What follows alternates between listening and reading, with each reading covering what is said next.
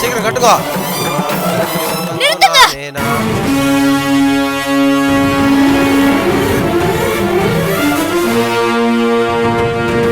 இது நிஜ கல்யாணம் இல்ல. நந்தகுமார பிடிக்கிறதுக்காக நாங்க எல்லாரும் போடுற நாடகம். பூமிகா,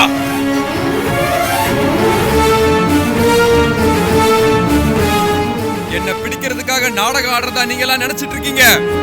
ஆனா இப்ப நடக்க போறது நாடக கல்யாணம் இல்ல, நிஜ கல்யாணம். தம்பி பர்வேஷ் என்கிற சர்வேஷே, ராதியா கழுத்துல பொறுப்பா தாலியை கட்டு. முடியாது, கட்டாதீங்க. நீ முதல்ல நேர்ல வந்து நில்லுடா. சர்வேஷ் என் தங்கச்சி ஜோதிகாக்கு தான்டா சொந்தம். அதை யாராலையும் மாத்த முடியாது. நான் நந்தகுமார். நான் நினைச்சா உங்க எல்லார் தலைவிதியையும் மாத்துவேன். ராதியா கழுத்துல சர்வேஷ் எப்படி தாலியை கட்டுறான்னு பாக்குறியா? டேய் நந்தகுமார், நீ நினைக்கிறது நடக்காதுடா. ராதிகா கழுத்துல நான் தாலி கட்ட மாட்டேன். டேய், நீ அவ்வளவு சீக்கிரம் ராதிகா கழுத்துல தாலி கட்டாம போக முடியாதுடா. டேய், எங்க இருந்துடா பூச்சாண்டி காட்டுற? சர்வேஷ் ராதிகா கழுத்துல தாலி கட்ட மாட்டாரு. நாங்க நடத்துறது நாடகம். மாப்ளே, அப்படியா? சுதன்காரு, பூமிகா ஏதோ புரியாம புலம்புறாங்க. நீங்க சொல்லுங்க, உங்க தங்கச்சி கழுத்துல சர்வேஷ் தாலி கட்டணுமா வேண்டாமா?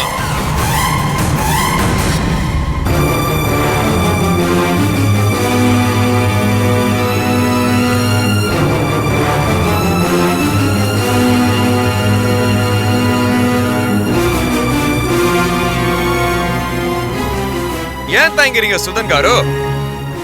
என்ன பாவா, என்ன நடந்துச்சு சொல்லுங்க. ஏன் பாவா அமைதியா இருக்கீங்க? சொல்லுங்க, என்ன நடந்துச்சு? இதெல்லாம் உண்மையா? என்னாச்சு பாவா? உங்க தங்கச்சி ராதிகாவை சர்வேஷ் கெடுத்துட்டான்.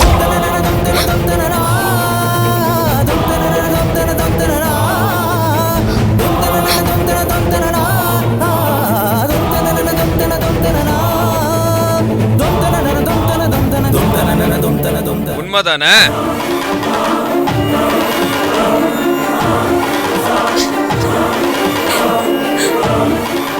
சர்வேஷ் மெமரி லாஸ்ல பர்வேஷா இருக்கும்போது ராதிகாவை கெடுத்துட்டான்.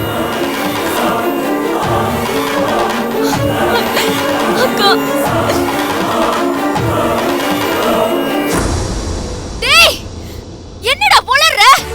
ஜோதிகாவை தவிர வேற யாரையும் சர்வேஷ் ஏற எடுத்து கூட பார்க்க மாட்டாரு. ஆம்பளையா இருந்தா இதெல்லாம் நேர்ல வந்து சொல்ற பார்க்கலாம். பூமிகா, நான் ஒளிஞ்சு நின்னு சொன்னா என்ன, நேர்ல வந்து சொன்னா என்ன? நான் உண்மையை தான் சொல்றேன். சர்வேஷ் ராதிகாவை கெடுத்துட்டான். இது ராதிகாவுக்கும் தெரியும், சுதனுக்கும் தெரியும்.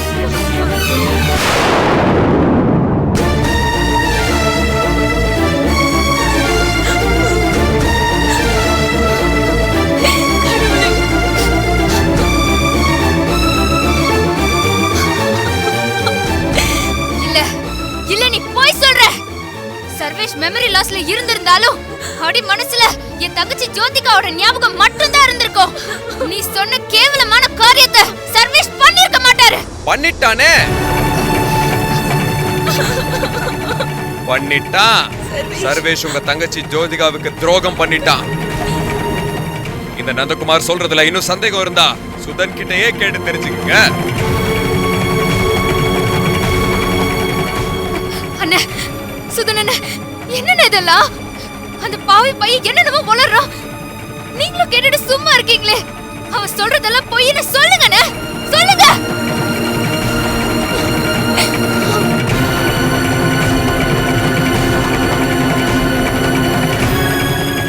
சொல்லுங்கண்ணே. இல்லம்மா, அவன் சொல்றது உண்மைதான்.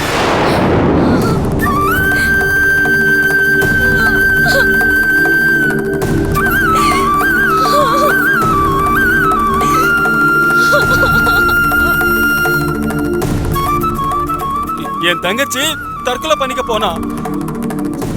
நானும் அவளை தடுத்து நிறுத்தி என்னம்மா ஆச்சுன்னு காரணம் கேட்டேன். அப்பதான் சொன்னா சர்வேஷு என் தங்கச்சி கிட்ட அத்துமீறி நடந்திருக்கான்னு. அதே என் தங்கச்சி சொன்னாம்மா. ராதிகா, ராதிகா, என்னதெல்லாம்? அழாத, அழாத நீ. இதெல்லாம் உண்மையா? சொல்லு, சொல்லு. அவன் சொல்றதெல்லாம் பொய்ன்னு ஒரு வார்த்தை சொல்லு. சொல்லு ராதிகா, வாய் திறந்து சொல்லு. சொல்லு ராதிகா. இல்ல, சர்வேஷ் என்ன கெடுத்துட்டாரு. இதான் உண்மை.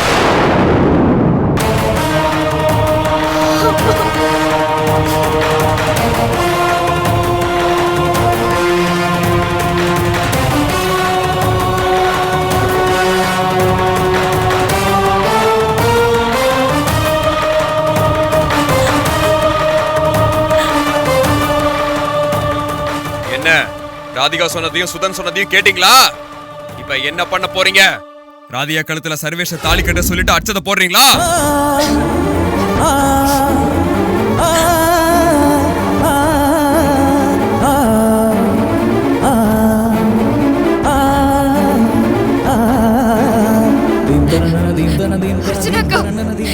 என்னக்கா ஏன் இப்படி வேடிக்கை பார்த்துட்டு நிக்கிறீங்க? அவன் என்ன நம்ம உளறிட்டே போறான். அந்த நந்தகுமார் பிடிக்கலான்னு தானே நம்ம இப்படி ஒரு நாடகத்தை ஆரம்பிச்சோம். ஆனா அவன் என்னடானா கண்ணிலே படாம இங்க எங்கேயோ ஒளிஞ்சுக்கிட்டு இப்படி ஒரு பிரச்சனை கிளப்புறானே.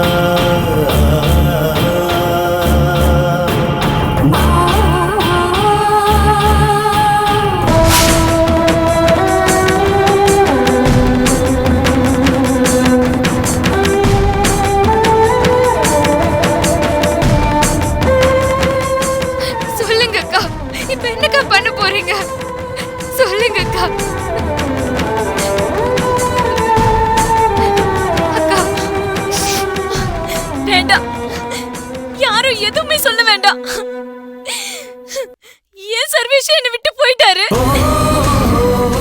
இனி நான் எதுக்காக உயிரோட இருக்கணும்? நான் போறேன். போய் ஏதாவது ஆறு கொலன் பார்த்து விழுந்து செத்து போறேன். ஜோதிகா, ஜோதிகா,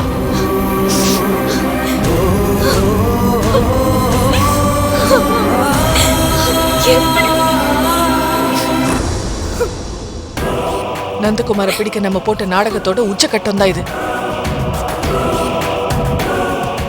அவனோட ஆட்டத்துக்கு நான் ஒரு முற்றுப்புள்ளி வைக்க போறேன். முற்றுப்புள்ளியா?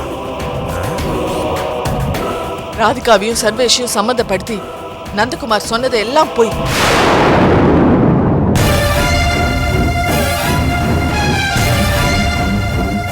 ராதிகாவோட வாழ்க்கையை சீரழிச்சது சர்வேஷ் இல்ல,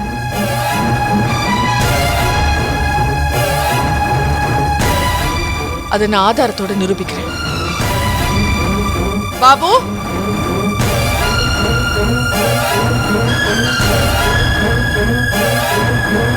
பாவா,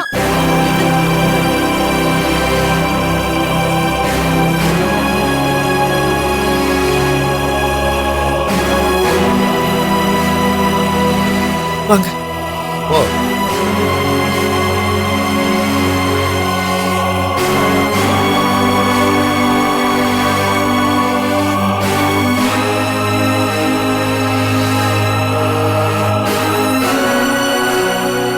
இந்த பாபு தான் ராதிகாவோட முறப்பையன்.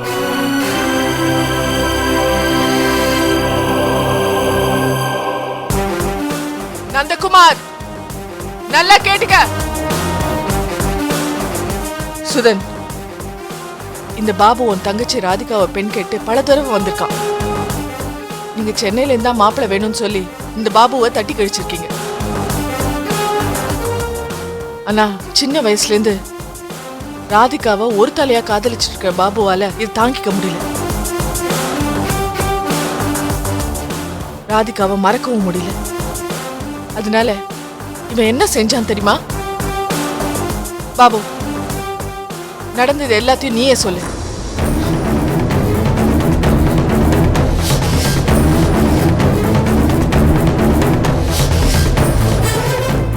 எல்லாரும் என்ன மன்னிச்சிருங்க.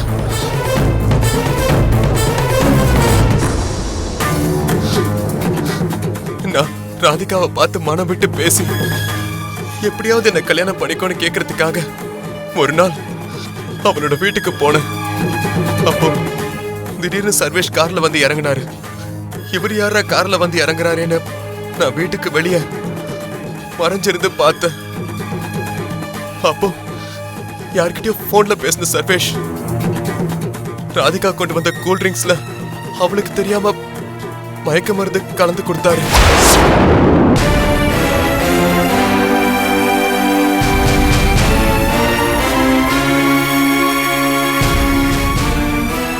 அத குடிச்ச ராதிகா மயங்கி விழுந்துட்டா.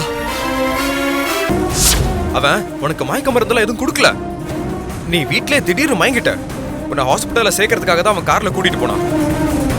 அதுக்குள்ள நீயே கண்ணு முழிச்சிட்டமா?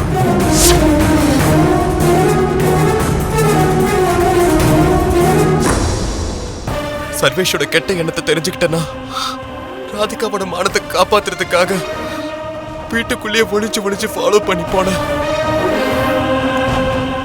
ஒரு ரூம்குள்ள கைத்தாங்களா சர்வேஷ் ராதிகாவை கூட்டிட்டு போனாரு.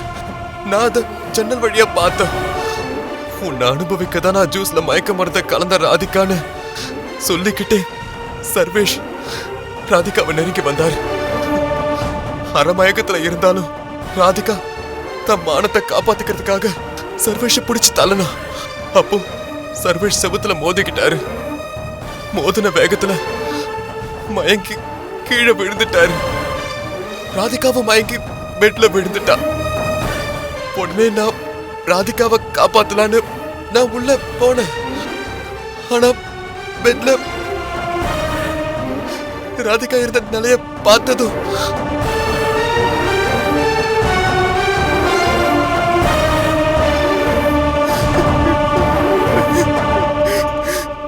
என் புத்தி கெட்டு போச்சு.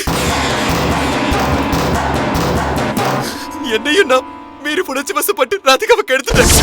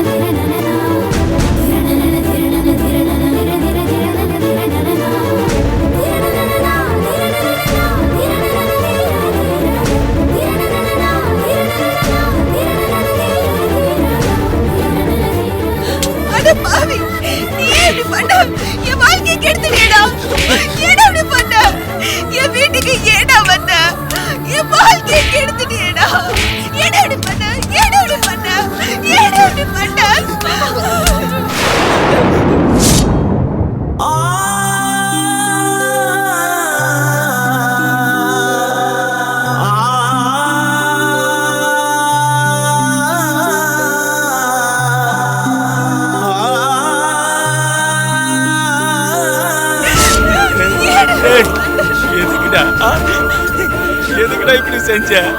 என் தங்கச்சி உன தரமாட்டேன்னு சொன்னதுக்கு இப்படி பழி வாங்கிட்டேடா. நாங்க உனக்கு என்னடா துரோகம் செஞ்சோம்? என்னடா சொல்றா, சொல்லு.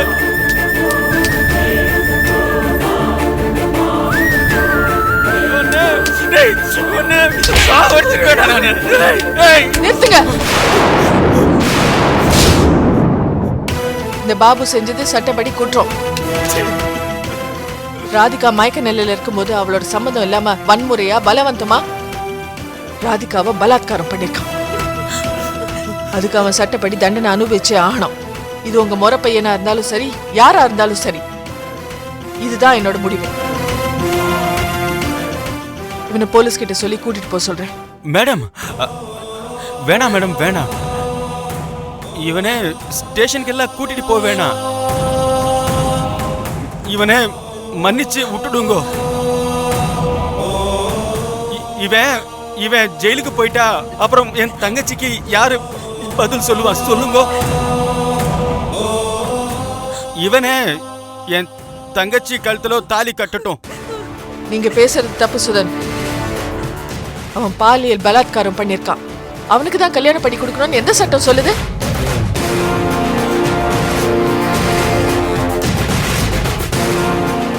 இவன் செஞ்ச தப்புக்கு முதல்ல தண்டனை அனுபவிக்கட்டும். தண்டனை முடிஞ்சு அவன் திரும்பி வந்தப்புறம் ராதிகா விரும்பினா அவனை ஏத்துக்கிட்டோம். என்னங்க இப்படி சொல்றீங்க? வேணாம் வேணாம், நீங்க இப்படி எல்லாம் பண்ணிட்டீங்கன்னா அப்புறம் என் தங்கச்சி வாழ்க்கையே போயிடும். என் தங்கச்சிக்கு இப்படி ஆயிடுச்சுன்னு தெரிஞ்சா எங்களை யார் மதிப்பா சொல்லுங்க? எங்க ஊர்ல எங்களுக்குன்னு ஒரு மரியாதை இருக்கு மேடம். நாங்க அந்த மரியாதையை காப்பாத்திக்கணும். இல்லைன்னா மானம் போச்சு மரியாதை போச்சுன்னு என் தங்கச்சி உயிரை விட்டுருவா. பாருங்க, అందుకే நான் சொல்றேன், இவனுக்கே நான் என் தங்கச்சியை கட்டி கொடுக்குறேன். இந்த விஷயத்தில் நீங்க மட்டும் முடிவெடுக்க முடியாது சுதன். உங்க தங்கச்சியோட நிலைமை என்னன்னு தெரியாம நீங்களே பேசிட்டு இருந்தா எப்படி? மேடம்,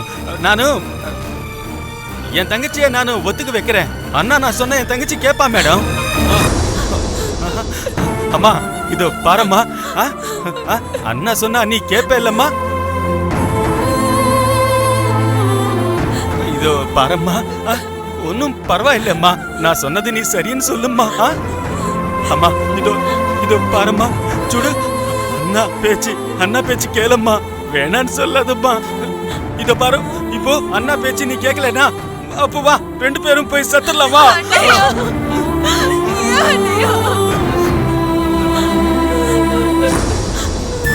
மா சொல்லும்மா. அவன் உன் மேல இருக்கிற ஆசையில தெரியாமலே தப்பு பண்ணிட்டான். இப்போ ஒன்னும் பண்ண முடியாது. நீ அவனை மன்னிச்சு கல்யாணம் பண்ணிக்கம்மா. நீ நல்லா புதுசா ஒரு வாழ்க்கை ஆரம்பிச்சுக்கோம்மா. இப்படி செஞ்சாதான் நமக்கு கௌரவம் தங்கச்சி. இத பாரு, அண்ணா சொல்றதுக்கு சரின்னா நீ மனமேடைக்கு போ, இல்லன்னா ரெண்டு பேரும் சத்தரலாம். ஆனா நீ எதுக்கு சாகணும்? நீ அண்ணா பேச்சு கேட்க மாட்டேல்ல, நானே போய் சத்துறேன். நானே போய் சத்துறேன்.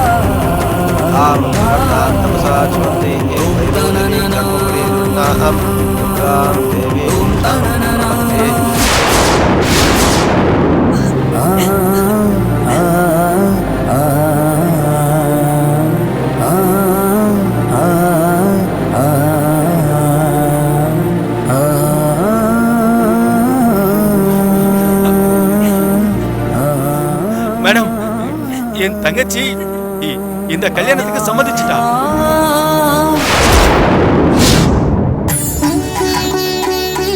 இத பாரு, என் தங்கச்சி சம்மதிச்சிட்டா.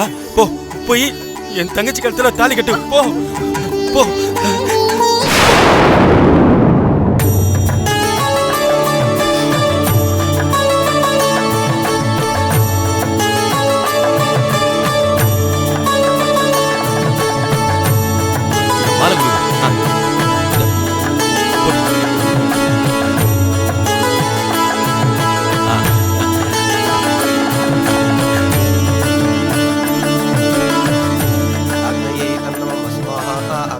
தன்னம்மா கட்டி மேளம். கட்டுங்க.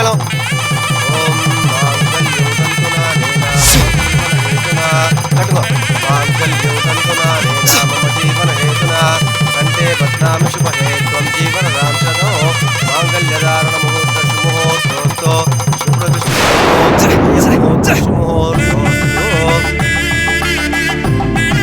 दीर्घायुष्यमस्तु।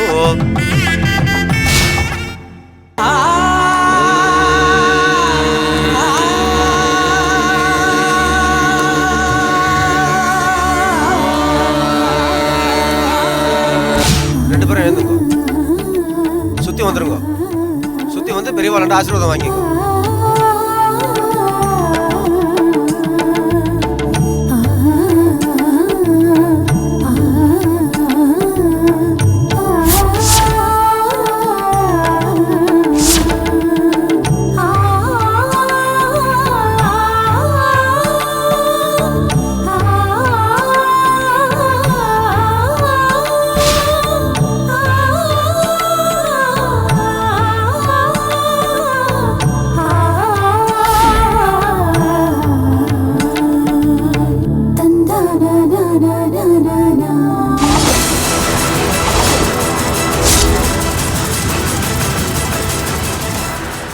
என் நம்பரை ட்ராக் பண்ணு.